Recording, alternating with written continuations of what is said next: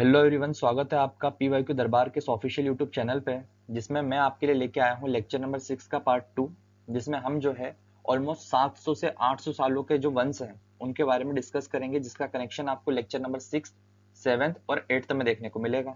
क्योंकि इसी लेक्चर में आपको महाजनपदास काल के जो शासक है वो, जो बुद्धिज्म के टाइम पे जो शासक रहे, जैनिज्म के टाइम पे जो शासक रहे हैं, उसके बाद आपको जो मौर्यन काल पढ़ेंगे उस टाइम के वंश देखने को मिल जाएंगे, और उत्तर मौर्यन काल जो पढ़ेंगे उसके भी मिलेंगे आपको देखने को।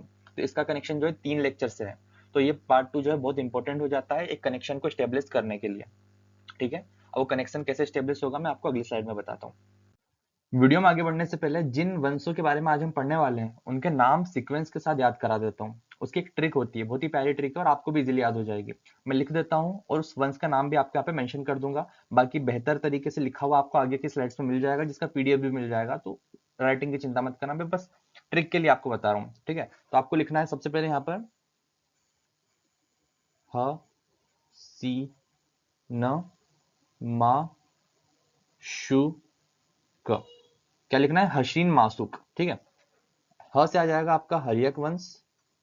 कौन सा वंश? हर्यक वंश। ठीक है, स से आ जाएगा आपका शिशु, सॉरी शिशु नाग वंश। ठीक है, बेहतर तरीके से लिखा हुआ मिलेगा आपको आगे की स्लाइड्स में, मैं बस एग्जाम के लिए बोल रहा हूँ। एन से मिल जाएगा आपको नंद वंश। कौन सा वंश? नंद वंश। म से मिल जाएगा आपको मौर्य वंश। फिर सु से मिल जाएगा आपको सुंग वंश, और क से मिल जाएगा आपको कण्व वंश। और याद कर लेना स हसीन मासुक एस, यानी कि सातवाहन वंश। सातवाहन वंश। ठीक है, बिल्कुल राइटिंग पे मत जाना, आगे बहुत अच्छे से लिखा हुआ है, इसको जज मत करना बिल्कुल भी। तो अगली अगली स्लाइड पे मैं आपको ना इन्हीं वंशों के नाम और टाइमलाइन के बारे में आपको एक्सप्लेन करने वाला हूँ। पर ट्रिक के माध्यम से अगर आप याद करोगे तो ऐसे होगा कि हसीन माशूक एस। ठीक है, हसीन माशूक एस से याद करोगे तो सीक्वेंस है, सबसे पहले वंश कौन सा आया, उसके बाद कौन सा वंश आया। ठीक है, तो हसीन माशूक एस जो है इसकी ट्रिक रहेगी। ठीक है, अगली स्लाइड पे मैं आपको सारे वंशों के बारे में अच्छे से समझाता हूँ। ठीक है, तो अभी हम डिस्कस करने वाले हैं जितने भी वंश रहे हैं महाजनपदास से लेकर के तो आपके गुप्त साम्राज्य से पहले तक, उनके नामों के बारे में। सबसे पहले आता है हर्यक वंश, जिसे पितृहंता वंश भी कहा जाता है। इसका जो कार्यकाल रहा वो 132 सालों का रहा। ठीक है, इसके बाद आता है शिशुनाग वंश। ठीक है, तो शिशुनाग वंश जो था वो 68 ईयर्स तक चला, यानी कि 68 सालों तक। जहां पर शिशुनाग वंश खत्म होता है वहीं से नंद वंश की शुरुआत होती है। नंद वंश का जो टाइमलाइन रहा वो है 22 साल। ठीक है, मैं लिख भी देता हूँ, 132 ईयर्स का रहा आपका हर्यक, उसके बाद रहा 68 ईयर्स का आपका शिशुनाग वंश, फिर आता है नंद वंश जो कि 22 ईयर्स का रहा, फिर आता है मौर्य काल, जिसका लेक्चर नंबर 7 आपको नेक्स्ट जो लेक्चर रहेगा इसी के बारे में स्पेसिफिक देखने को मिलेगा। तो समझो इसमें कितना सारी इंपॉर्टेंट चीजें जो रहे हमारे एग्जाम के पॉइंट ऑफ व्यू से मिलने वाली है। मौर्य शासन जो रहा वो आपका 137 सालों का रहा। फिर आता है सुंग वंश। ठीक है, तो जो सुंग वंश है उसका जो कार्यकाल वो 112 सालों का देखने को मिलेगा आपको। उसके बाद आता है आपका कण्व वंश। कण्व वंश का जो शासन है वो मात्र 45 वर्ष का देखने को मिलेगा। और याद रखना है, पूरे महाजनपदा से लेकर के गुप्त साम्राज्य से पहले तक का जो टाइम है उसमें सबसे कम किसी वंश का शासन रहा वो था कण्व वंश। तो सबसे कम और सबसे ज्यादा वाला हमको याद रखना है। ठीक है, अभी तो हम सिर्फ नाम डिस्कस कर रहे हैं, आगे एक एक स्लाइड में हम सारे वंशों के बारे में पढ़ेंगे। ठीक है, तो सातवाहन वंश के बारे में बात करें तो ये सबसे अधिक इसका कार्यकाल माना जाता है 285 सालों से लेकर के तो 300 सालों तक। ठीक है, यानी कि ऑलमोस्ट 300 सालों तक इन्होंने राज किया। इसमें कुल जो है 30 राजा माने जाते हैं कि 30 राजाओं ने राज किया इनके टाइम पर। ठीक है, इसके बाद इंडो ग्रीक, शक, पार्थियन, कुषाण। ठीक है, ये आपको जो है देखने को मिलेंगे जब आप पोस्ट मौर्यन पीरियड पढ़ेंगे ना, जब आप लेक्चर नंबर 8 पढ़ेंगे तो उसमें आपको ये सारे देखने को मिलेंगे। जब मौर्य काल खत्म हो जाता है तो सुंग, कण्व, सातवाहन, इंडो ग्रीक, शक, पार्थियन, कुषाण ये आपको देखने को मिलेंगे। उसके बाद लेक्चर नंबर 9 आएगा जो कि गुप्त साम्राज्य पर रहेगा। और उसके बाद लेक्चर नंबर 10 में जो है हर्षवर्धन और साउथ इंडियन डायनेस्टीज, वो पढ़ के हम जो है हमारा फेज नंबर 1 जो रहेगा उसे कंप्लीट कर देंगे, जो कि एंशियंट इंडिया का रहेगा। ठीक है, तो अभी हमने जो है सिर्फ इनके कार्यकाल पे चर्चा करी कि सबसे कम जो था वो कण्व वंश था और सबसे अधिक जो था वो सातवाहन था। सातवाहन। ठीक है, अब आगे पढ़ते हैं। सबसे पहले जो है चर्चा करते हैं हम यहाँ पर हमारे हर्यक वंश के बारे में।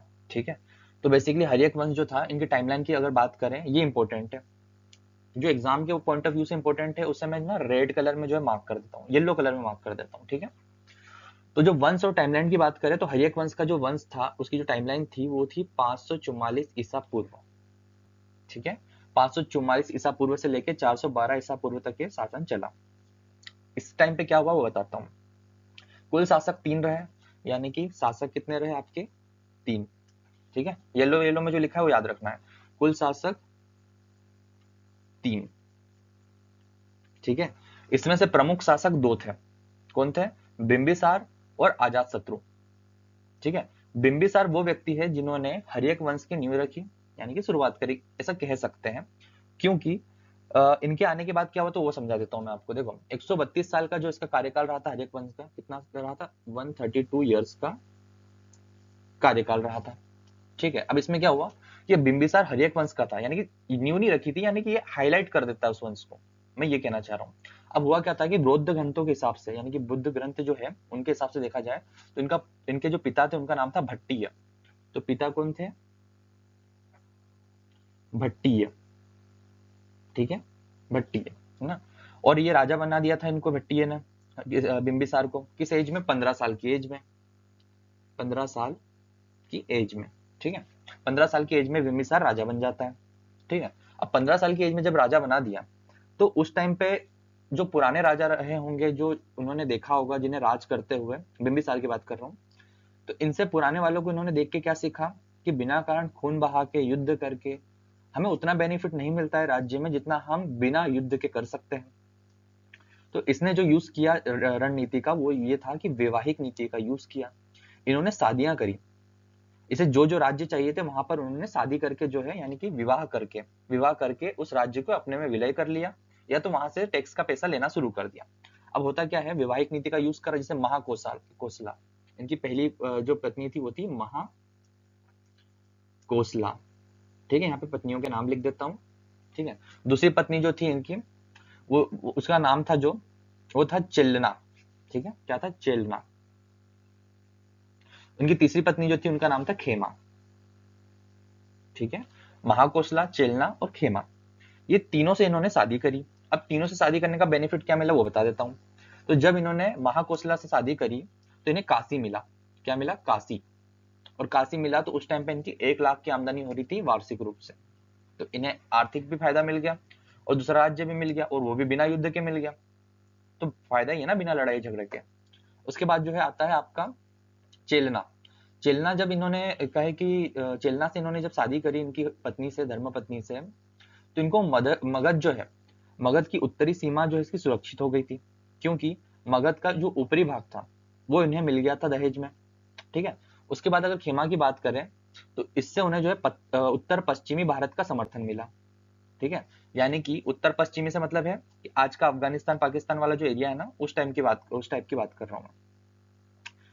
वो एरिया जो उससे उनका जो है बेनिफिट मिला था, वो इन्हें या तो कहें कि दहेज में मिल गया होगा, या तो वहां से जो है इन्हें आय प्राप्त होने लगी होगी, ठीक है। फिर आता है इनका जो पुत्र, वो आता है अजातशत्रु। अब अजातशत्रु ने क्या किया था, इन्होंने ही अपने पिता की हत्या करी और खुद राजा बन गए, इसलिए हर्यक वंश को पितृहंता वंश भी कहा जाता है, ठीक है। अब अजातशत्रु के बारे में जो इंपॉर्टेंट फैक्ट है, जो एग्जाम के पॉइंट ऑफ व्यू से इंपॉर्टेंट है, वो ये है कि अजातशत्रु वो व्यक्ति है जिनके शासन काल में प्रथम बौद्ध संगीति हुई थी, जैसा कि हमने पढ़ा था ना, ए के। तो ए फॉर अजातशत्रु, पहला शासक, यानी कि पहली काउंसिल का शासक। जब पहले काउंसिल हुई थी, बौद्ध संगीति हुई थी, तो उस टाइम पे शासक किसका चल रहा था, अजातशत्रु का चल रहा था, याद रखेंगे, ठीक है। तो अजातशत्रु इस तरीके से इंपॉर्टेंट हो जाता है। और जो इसका आखिरी शासक था हर्यक वंश का वो था उदयन, ठीक है, उदयन नहीं, उदयन, ठीक है। तो कौन हो जाता है, उदयन, ठीक है। तो हमने हर्यक वंश के बारे में क्या समझा कि पहला शासक था बिंबिसार, आखिरी शासक था उदयन, और बीच में जो आता है वो था अजातशत्रु, और अजातशत्रु ने ही अपने पिता की हत्या करके जो है राजगद्दी को ले लिया था, इसीलिए इसे पितृहंता भी कहा जाता है ना। तो मुख्य रूप से जो है इसमें 3 रहे हैं, वैसे जो कुल शासक थे वो 3 ही माने गए थे, और तीनों के बारे में मैंने आपको बता दिया है, पहले, दूसरे और अंतिम के बारे में बता दिया मैंने, ठीक है। अब हम आगे बढ़ते हैं, ठीक है। तो अब हम बात करने वाले हैं हमारे दूसरे वंश के बारे में, जो कि है हमारा शिशुनाग वंश। इसके भी जो की पॉइंट है, हमारे 5 की पॉइंट उठा लेते हैं, वो इंपॉर्टेंट है जो एग्जाम के पॉइंट ऑफ व्यू से, वो हम यहाँ पे डिस्कस कर लेते हैं। ठीक है, तो सबसे पहले तो टाइमलाइन पे चर्चा करें तो 412 ईसा पूर्व से लेके तो 344 ईसा पूर्व तक का इसका जो है टाइमलाइन रहा। ठीक है, और ये जो है 68 ईयर्स का टाइमलाइन था, यानी कि इन्होंने जो राज किया वो किया आपके 68 ईयर्स तक, 68 ईयर्स तक। ठीक है, ये याद रखना है हमें। उसके बाद बात करें तो इसमें मुख्य रूप से जो है 2 शासक रहे, एक शिशुनाग और एक कालाशोक। ठीक है, हालांकि इसमें और भी शासक रहे, जरूरी नहीं कि 2 ही रहे, बहुत सारे शासक रहे होंगे, लेकिन जो एग्जाम के पॉइंट ऑफ व्यू से इंपॉर्टेंट है हम वो बात कर रहे हैं। तो इसमें जो अंतिम शासक जो थे इसमें नंदीवर्धन थे, और जो पहले शासक थे उसमें शिशुनाग थे। ये है एग्जाम के पॉइंट ऑफ व्यू से इंपॉर्टेंट। ठीक है, उसके बाद अगर आप बात करें तो शिशुनाग के बारे में बात करें, जिन्होंने जो है इसकी नींव रखी वो ये थी कि इन्होंने अवंती का विलय कर दिया मगध में। अवंती यानी कि आज का उज्जैनी माहिष्मती वाला जो एरिया है ना, जो आपका मालवा वाला, उसे जो है मिला दिया किसमें, मगध में। तो ये पहली बार हुआ था जब मगध में हमारा जो मध्य प्रदेश का वाला हिस्सा है ना, जो आपका अवंती वाला, वो जो है इसमें ऐड हो गया था। ठीक है, तो ऐड करने वाला शासक कौन था, शिशुनाग। ये है एग्जाम के पॉइंट ऑफ व्यू से इंपॉर्टेंट।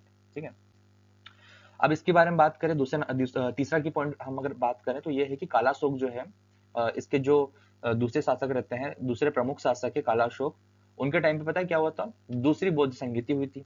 जैसा कि हमने ट्रिक से याद किया था बौद्ध संगीतियों के बारे में, एक के तो ए से अजातशत्रु जो कि हमारा हर्यक वंश का था, और शिशुनाग हमारा जो है कालाशोक, एक के फॉर कालाशोक, वो हमारा शिशुनाग वंश से था। याद रखेंगे, तो ऐसे कनेक्शन बैठते जाएंगे, जैसे जैसे आप इतिहास पढ़ेंगे सारी चीजें एक दूसरे से कनेक्टेड रहेगी। ऐसा नहीं कि एकदम से कोई आ जाता है हट जाता है, ऐसा कुछ नहीं है। ठीक है, तो इसमें क्या हुआ था, कालाशोक के टाइम पे दूसरी बौद्ध संगीति हुई थी। बस इतना ही पॉइंट्स याद रखो। अगर आप वनडे एग्जाम के लिए प्रिपेयर कर रहे हो और आप कम समय में आप ज्यादा पढ़ना चाहते हो, तो इतना ही इंपॉर्टेंट है आपके लिए कि टाइमलाइन कितना रहा, क्या चीजें हुई। ठीक है, वो पढ़ना है। आगे बढ़ते हैं अब यहाँ पे हम। तो अब जो तीसरा वंश आएगा वो रहेगा आपका नंद वंश। ठीक है, तो नंद वंश के बारे में इंपॉर्टेंट बात बता देता हूँ। जो सबसे पहले ये है टाइमलाइन। ठीक है, किस टाइमलाइन पे था, 344 ईसा पूर्व से लेके 322 ईसा पूर्व तक। बेसिकली एक बात समझा देता हूँ, टाइमलाइन नहीं पूछता एग्जाम में, आज तक नहीं पूछा गया टाइमलाइन के बारे में। उन्होंने ये जरूर पूछा है कि सबसे ज्यादा शासन करने वाला वंश कौन सा था, या सबसे कम शासन करने वाला वंश कौन सा था। इसी प्रकार राजा या शासक के बारे में भी पूछा है, लेकिन टाइमलाइन नहीं पूछता है। हम इसलिए डिस्कस करते हैं ताकि मैं आपको ये बता सकूं कि इस वंश ने जो है कुल मिला के 22 ईयर्स तक राज किया, 22 वर्षों तक। ठीक है, इसलिए मैं आपको बताता हूँ, ऐसा कुछ इंपॉर्टेंट नहीं है वो। उसके बाद जो है कुल शासक इसमें जो है 9 रहे। ठीक है, नंद वंश में 9 शासक रहे, ये इंपॉर्टेंट है एग्जाम के पॉइंट ऑफ व्यू से, इसे हाईलाइट कर देता हूँ। इसीलिए इसे क्या कहा जाता है, नवनंद कहा जाता है। क्या कहा जाता है, नवनंद। ठीक है, तो अगर ऐसा पूछ लिया कि किस वंश को नवनंद कहा जाता है, तो याद रखना है नंद वंश। ठीक है, उसके बाद जो है बात करें प्रथम शासक और अंतिम शासक, ये बहुत पूछता है एग्जाम में। तो पहला जो शासक था वो महापद्मनंदन था। ठीक है, महापद्मनंद जो था इसका पहला शासक था, और अंतिम जो था वो धनानंद था। ठीक है, अंतिम धनानंद और पहला महापद्मनंद, ये एग्जाम के पॉइंट ऑफ व्यू से याद रखना है, ये हाईलाइट कर रहा हूं मैं बार बार। ठीक है, तो देखो महापद्मनंद की बात करें तो इसे सर्व छत्रानंतक भी कहा गया। सर्व छत्रानंतक क्यों कहा गया वो बताता हूँ। क्षत्रियों का नाश करने वाला, इसे क्षत्रियों का नाश करने वाला इसलिए सर्व छत्रानंतक भी कहा गया, और एकराट की उपाधि दी गई, क्योंकि इसने कई क्षत्रियों का नाश किया था। कई यानी कि कहे कि इसने जो है कहे कि मौत के घाट उतारा था। अब उसके पीछे एक बहुत बड़ी कहानी है, इतना डीप में नहीं जाएंगे, बट एग्जाम के पॉइंट ऑफ व्यू से इंपॉर्टेंट है कि सर्व छत्रानंतक और एकराट की उपाधि जो है इसे मिली थी। ठीक है, इसके समय में सिकंदर ने भारत पर आक्रमण किया था, चाणक्य की मदद से चंद्रगुप्त मौर्य ने इसे हराया। ठीक है, अब महापद्मनंद के बारे में बता देता हूँ कि इसे एकराट कहा गया, और इसकी कहानी बहुत जो है दिलचस्प है जब हम चाणक्य के बारे में पढ़ेंगे, जब हम चंद्रगुप्त मौर्य के बारे में पढ़ेंगे, क्योंकि महापद्मनंद के समय ही चाणक्य जो था यहाँ पर हुआ करता था, है ना। चाणक्य जो है महापद्मनंद के दरबार में हुआ करता था, लेकिन चाणक्य की जो है बेइज्जती हो जाती है, और फिर जो है चाणक्य जो है वो दरबार छोड़ के चले जाते हैं। कहीं पर बताया गया कि भगा दिया जाता है, कहीं पर बोला कि खुद से जो है अपमान से वो होकर चले जाते हैं। लेकिन हमें क्या याद रखना है कि पहले इनके शासन में हुआ करते थे, फिर चाणक्य अलग हो गए, फिर चाणक्य को कौन मिला, आपके चंद्रगुप्त मौर्य। और चंद्रगुप्त मौर्य और चाणक्य दोनों ने मिल करके जो है महापद्मनंद को हराया और मौर्य वंश की जो है स्थापना की। याद रखेंगे, ठीक है। तो हमने क्या पढ़ा, नंदवंश के बारे में कि 22 ईयर्स का इसका कार्यकाल रहा, ठीक है। और नंदवंश में जो है इसे सर्व छत्रानंतक और एकराट जो है बोला गया था, ठीक है। ये हमें याद रखेंगे। 9 इसमें जो है वंश रहा, इसलिए नवनंद भी कहा जाता है इससे, ठीक है। अब आगे बढ़ते हैं जो कि सबसे इंपॉर्टेंट है इसके लिए, तो स्पेसिफिकली जो नेक्स्ट लेक्चर देखने को मिलेगा ना, लेक्चर नंबर आई थिंक 7 रहेगा शायद से, जो कि मौर्यन पीरियड के बारे में रहेगा, मौर्य काल के बारे में रहेगा। उसमें पूरी कहानी हम अच्छे से जो है इसमें देखने वाले हैं, पर अभी हम बेसिकली 5 पॉइंट उठा लेते हैं कोई से इंपॉर्टेंट, जो कि एग्जाम के पॉइंट ऑफ व्यू से इंपॉर्टेंट है। तो टाइमलाइन की बात करें तो 322 ईसा पूर्व से लेके 185 ईसा पूर्व तक जो ये चला था। अगर शासन की बात करें तो 137 साल यानी कि 137 ईयर्स तक ये जो है चला, ठीक है। अब हाईलाइट कर देता हूँ की पॉइंट्स को। सबसे पहले तो इसमें 9 से 10 शासक माने गए हैं, लेकिन मैं आपको 10 के 10 शासकों के जो है नाम बताऊंगा जब हम स्पेसिफिकली जब मौर्य काल को पढ़ेंगे, ठीक है। लेकिन इसके मौर्य काल के जो सबसे इंपॉर्टेंट शासक जो है देखने को मिलते हैं, वो सबसे पहले शासक है चंद्रगुप्त मौर्य, फिर उनके जो बेटे थे वो है बिंदुसार, फिर उनके जो बेटे थे वो है अशोक, ठीक है। इन सबके नाम आपने जरूर सुने होंगे, आपने पढ़ा हो या नहीं पढ़ा हो, लेकिन ये तीनों जो है शासक, इनके नाम आपने जरूर सुने होंगे। इनफैक्ट अशोक और चंद्रगुप्त मौर्य का नाम तो आपने सुना ही सुना होगा, ठीक है। अब आगे बढ़ते हैं, इसी का की पॉइंट्स उठा लेते हैं हम जो बेसिक है। तो देखो चंद्रगुप्त मौर्य जो है राजा कैसे बने थे, वो बने थे चाणक्य की मदद से। उसकी कहानी हम अगले लेक्चर में पढ़ेंगे, ठीक है। अब हुआ क्या कि जब चंद्रगुप्त मौर्य का शासन चल रहा था तो इनके टाइम पे बहुत बड़ी जो है अकाल पड़ गया था। अब अकाल पड़ा तो इसमें क्या हुआ कि बहुत लोग जो है भूखे मरे थे, और इसी टाइम पे जो है चंद्रगुप्त मौर्य के टाइम पे जो है बौद्ध धर्म भी अपनी पीक पे था, बौद्ध धर्म अच्छा खासा चल रहा था, ठीक है। और जैन धर्म भी चल रहा था। अब हुआ ये कि जब बहुत ही नर्स लाइक लोग मारे गए भूख के कारण, तो इन्हें बहुत ही बुरा लगा। तो इन्होंने क्या डिसाइड किया कि मैं इच्छा मृत्यु जो है लूंगा। इच्छा मृत्यु में क्या होता है, इच्छा मृत्यु नहीं, इसे इस तरीके से भी कहा जाता है कि भूखा रह के जो मरते हैं ना, वो इन्होंने जो है चूज किया था। और वो कि सेरणम जो है आपके कर्नाटक साउथ इंडिया में श्रावण बेला की जो गुफाएं हैं, वहां पर जो है ये जाके जो है इन्होंने भूखा रह करके अपने आत्मदाह किया था। और इन्होंने उस टाइम पे भिक्षा किससे ली थी, भद्रबाहु से, जो कि जैन धर्म के जो है एक आचार्य है। तो इन्होंने जैन धर्म को अपनाया था, ठीक है। तो जो इनके चंद्रगुप्त मौर्य है, उन्होंने जैन धर्म को अपनाया और इच्छा मृत्यु ली। इसके बाद शासक आए इनके पुत्र बिंदुसार। बिंदुसार जो है कुछ खास नहीं कर पाए अपने शासन काल में, जैसा शासन चल रहा था उसी को कंटिन्यू रखा, इसलिए इन्हें जो है पिता का पुत्र और पुत्र के पिता कहा जाता है, क्योंकि सबसे बड़े कौन थे, चंद्रगुप्त मौर्य, फिर बीच में बिंदुसार आते हैं, फिर आते हैं आपके अशोक। तो अशोक ने भी काफी बड़ी बड़ी चीजें करी, लेकिन बिंदुसार ऐसा कुछ खास कर नहीं पाए थे, इसलिए उसे पिता का पुत्र और पुत्र का पिता कहा गया था।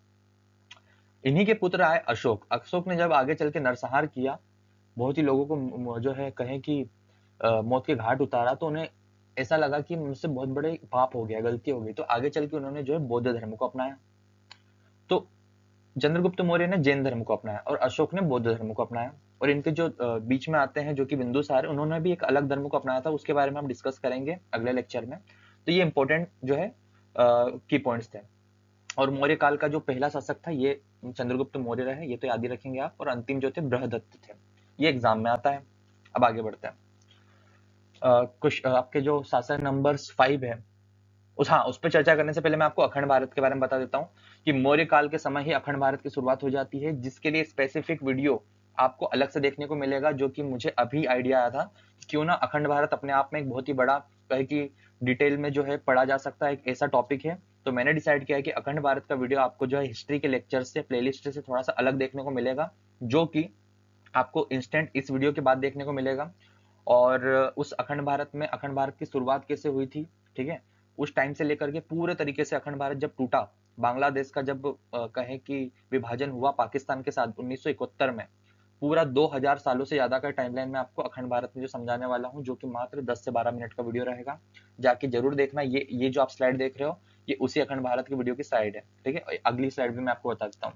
देखो ये सब आपको देखने को मिलेगा, ये सब आपको देखने को मिलेगा अखंड भारत वाले वीडियो में, ठीक है। तो हम पांचवें वंश की तरफ अब बढ़ते हैं और अखंड भारत को हम बीच में छोड़ देते हैं, उसका वीडियो स्पेसिफिकली अलग से देखने को मिल जाएगा, तो जाके जरूर देखना, बहुत इंपॉर्टेंट है अखंड भारत को पढ़ना, ठीक है। अब आगे पढ़ते हैं, आपका वंश नंबर 5 सुंग वंश। अब सुंग वंश का टाइमलाइन याद कर लो, मतलब देख लो एक बार, याद नहीं करना है। 185 ईसा पूर्व से लेकर के 73 ईसा पूर्व तक, यानी कि 73 ईसा पूर्व तक, 100 113 सालों का ये जो है कार्यकाल रहा। ठीक है, ये याद रखना है, 113 सालों का कार्यकाल रहा। 10 शासक रहे शुंग वंश में कुल मिला के। ठीक है, और इसमें प्रथम जो शासक थे वो थे आपके पुष्य मित्र शुंग, और जो अंतिम शासक रहे वो आपके वो थे देवभूति। हाईलाइट कर देता हूँ, ये इंपॉर्टेंट है, एग्जाम के पॉइंट ऑफ व्यू से यही पूछते हैं क्वेश्चंस। ठीक है, उसके बाद अगर बात करें तो पुष्यमित्र शुंग की बात करें, इसने 2 अश्वमेध यज्ञ किए। अश्वमेध यज्ञ किए। अश्वमेध यज्ञ के बारे में आपको पता होगा। अश्वमेध यज्ञ में क्या होता है कि पूजा पाठ होती है, यज्ञ होता है, उसके बाद एक घोड़ा होता है, उस घोड़े को जो है छोड़ दिया जाता है। तो ये घोड़ा जहां तक जाएगा, अश्व जहां तक जाएगा, वहां तक का राज्य उस राजा का हो जाता है जिसने अश्वमेध यज्ञ चलाया था। यदि कोई बीच में उस अश्व को रोक देता है तो इसका मतलब माना जाता है कि वो युद्ध के लिए ललकार रहे हैं, और फिर युद्ध होता है, और जो राजा इन दोनों में से युद्ध जीतता है उसका वो राज्य हो जाता है। अदरवाइज जो वो अश्व यानी कि घोड़ा जहां तक जाएगा वहां तक का राज्य जो है उस राजा का हो जाता है जिसने अश्वमेध यज्ञ चलाया हो। याद रखेंगे। आपको याद होगा, आपने रामायण वगैरह देखी होगी, रामायण पढ़ी होगी तो पता होगा कि अश्वमेध यज्ञ जो है कितना इंपॉर्टेंट होता है। ठीक है, उसमें आपको पता होगा कि आखिरी में राम भगवान के टाइम पर जो है अश्वमेध यज्ञ चलाया जाता है, फिर लव कुश उस अश्व को पकड़ लेते हैं, घोड़े को पकड़ लेते हैं। ठीक है, उन्हें पता नहीं होता है कि ये अश्व किसका था, है ना। तो वो चीजें आपका कनेक्टेड मिलेगी, इंटरकनेक्टेड। अग्निमित्र के बारे में बात करें, यह कालिदास के प्रसिद्ध नाटक मालविका गिरी मित्रम। मुझे ना ये हर बार जब भी मैं पढ़ता हूँ ना मालविका गिरी मित्रम, मुझे है ना एक बार में प्रोनाउंसिएशन आता ही नहीं है। मैं हीरो है, यानी कि इस किताब में कालिदास की इस रचना में जो है हीरो का रोल यानी कि नायक का रोल दिया गया था इसमें। ठीक है, तो शुंग साम्राज्य के बारे में इंपॉर्टेंट की फैक्टर्स यही थे जो मैंने आपको अभी बताया। ये आएंगे आपके अभी आगे और चल के पीवाईक्यूज में। बस थोड़े से 2 और वंश के बारे में चर्चा कर लेते हैं, फिर पीवाईक्यूज लगा के जो है खत्म करते हैं कैसे क्वेश्चंस आते हैं। वंश नंबर 6 की तरफ बढ़ते हैं। छठा वंश कण्व वंश रहेगा। ठीक है, मात्र 45 वर्षों का ये जो है इनका कार्यकाल रहा। 73 ईसा पूर्व से लेकर 28 ईसा पूर्व तक इनका कार्यकाल रहा। इसके बारे में बात करें तो कुल शासक 4 रहे, वासुदेव, भूमिमित्र, नारायण और सुशर्मन। ठीक है, सुशर्मन जो है इसके अंतिम शासक रहे थे, तो अंतिम शासक का नाम याद कर लो। प्रथम शासक जो थे वासुदेव कण्व रहे थे इसके। और वासुदेव के बारे में अगर बात करें तो इसने शुंग वंश के अंतिम राजा देवहूति की हत्या करके सत्ता हासिल की थी। तो जो शुंग वंश था इससे पहले वाला 5वां वंश जो था, उसकी उसमें जो आपके देवभूति जो थे उसकी हत्या कर दी थी। किसने कर दी थी? आपके वासुदेव ने कर दी थी। वासुदेव ने हत्या करके कण्व वंश की जो है स्थापना कर दी थी। ठीक है, और सत्ता हासिल कर ली थी। उसके बाद क्या हुआ था कि सुशर्मन आया जो कि अंतिम शासक था, जिसे सातवाहन वंश के राजा सिमुक ने हराकर सत्ता छीनी। तो अगला जो आने वाला है आपका वंश सातवाहन, उसके जो राजा थे, प्रथम राजा थे सिमुक, उन्होंने किसको हराया? कण्व वंश के अंतिम राजा को, जो कि सुशर्मन थे। ठीक है, तो ये जो इमेजेस आप देख रहे हो ना वो इसी के बारे में है। ठीक है, तो ये इमेजेस का यूज मैं क्यों कर रहा हूँ? अगर कोई सा ऐसा की फैक्टर हो जो मैं बताना भूल जाऊं या पढ़ाना भूल जाऊं तो आप देख सकते हो, क्योंकि ये पीडीएफ के फॉर्मेट में आपको सब मिलने वाला है। ठीक है, तो जरूरी नहीं है कि जो मैं बता रहा हूँ वही याद रखा जाए, बट ऐसा है कि जो बेसिकली क्वेश्चंस आते हैं हम उन पर चर्चा कर रहे हैं। हम डीप स्टडी नहीं कर रहे हैं, इसलिए हम कुछ बहुत सारी चीजें छोड़ भी देते हैं और बहुत सारी इंपॉर्टेंट चीजें हम पढ़ते भी हैं।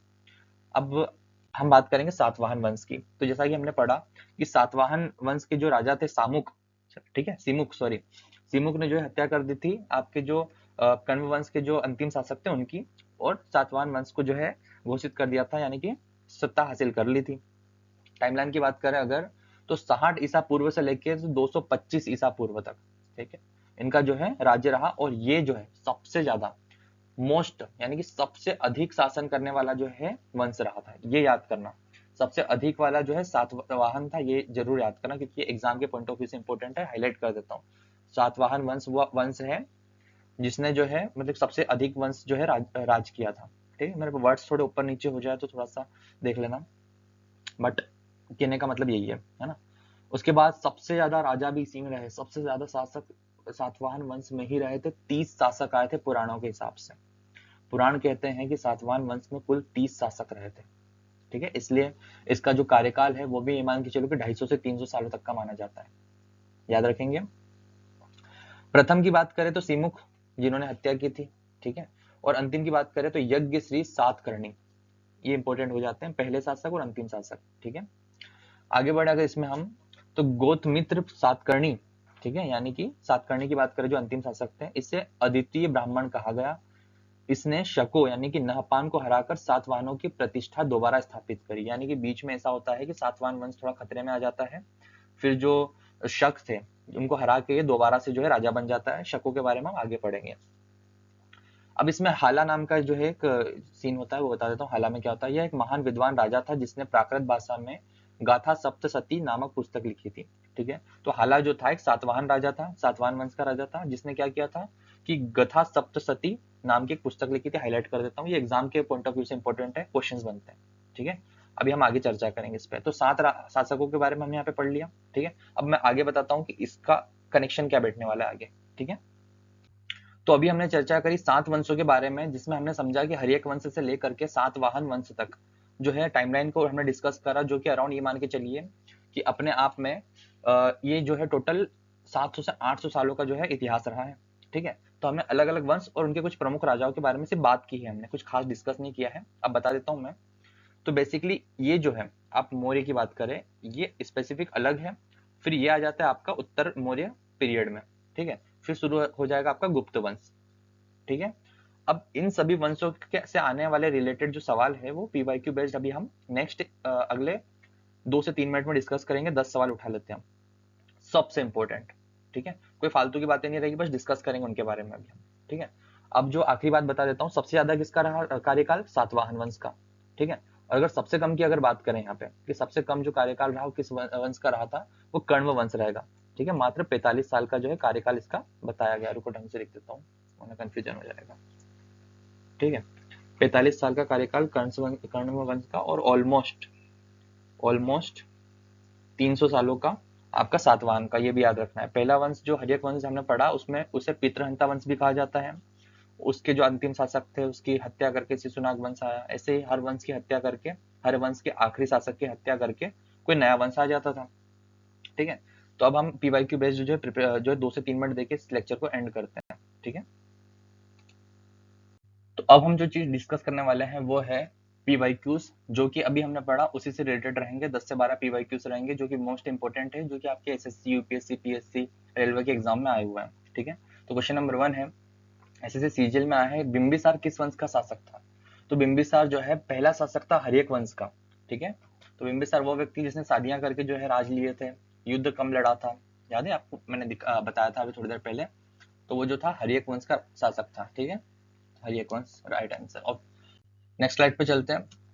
अजात शत्रु ने किस गणराज्य के विरुद्ध युद्ध किया था? तो अजात शत्रु वो व्यक्ति था जिसके टाइम पे प्रथम बौद्ध संगीति जो हुई थी, है ना, उस टाइम पे ये शासक हुआ करता था। और अजात शत्रु हर्यक वंश का जो है शासक हुआ करता था। आपको याद होगा, बहुत ही मेन शासकों में से एक था अजात शत्रु हर्यक वंश का। और इसने जो युद्ध लड़ा था वो लड़ा था लिच्छवियों के विरुद्ध। ठीक है, ऑप्शन नंबर 20 का राइट आंसर है लिच्छवी। ठीक है, आगे बढ़ते हैं। अब पूछ रहा है क्वेश्चन नंबर 3, शिशुनाग वंश का संस्थापक कौन था? इसका जो राइट आंसर रहेगा वो रहेगा option number C, Shishunaga.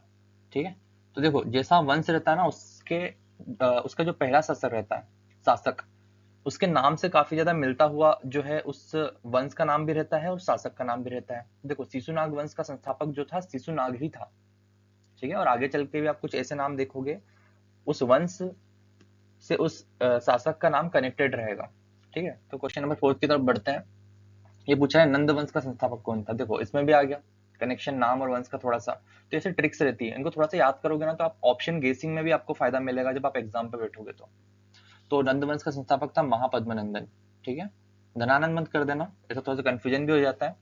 Mahapadmananda रहेगा इसका राइट आंसर। क्वेश्चन नंबर 5 पूछ रहा है, सिकंदर के आक्रमण के समय भारत में कौन सा वंश था? उस टाइम पे था नंद वंश।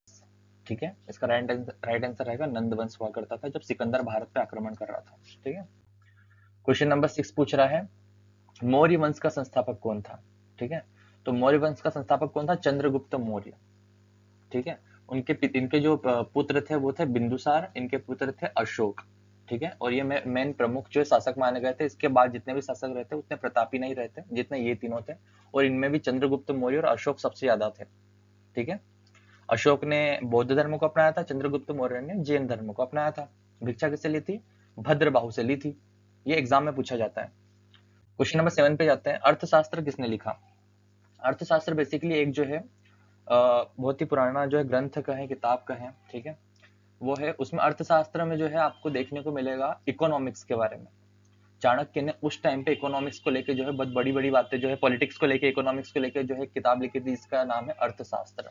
ठीक है, तो पॉलिटी, इकोनॉमिक्स, इसके बारे में जो लिखा था किसने, अर्थ चाणक्य ने। ठीक है। क्वेश्चन नंबर 8 पूछ रहा है अशोक ने कलिंग का युद्ध कब लड़ा था। एसएससी सीजीएल ने सवाल पूछ लिया है। देखो तो टाइमलाइन पूछ लेता है, जो मेन जो बड़े बड़े इवेंट्स होते हैं ना उनके टाइमलाइन ही पूछ लेता है। तो इसका राइट आंसर रहेगा 261 बीसीई। अशोक ने कलिंग का युद्ध कब लड़ा था, 261 बार।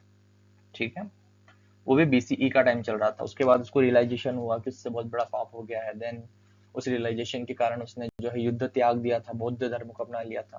ठीक है, कहानी पढ़ेंगे हम मौर्य काल वाले लेक्चर में, नेक्स्ट लेक्चर ही है इसके बाद वाला। क्वेश्चन नंबर 9 की बात करें तो सुंग वंश का संस्थापक कौन था।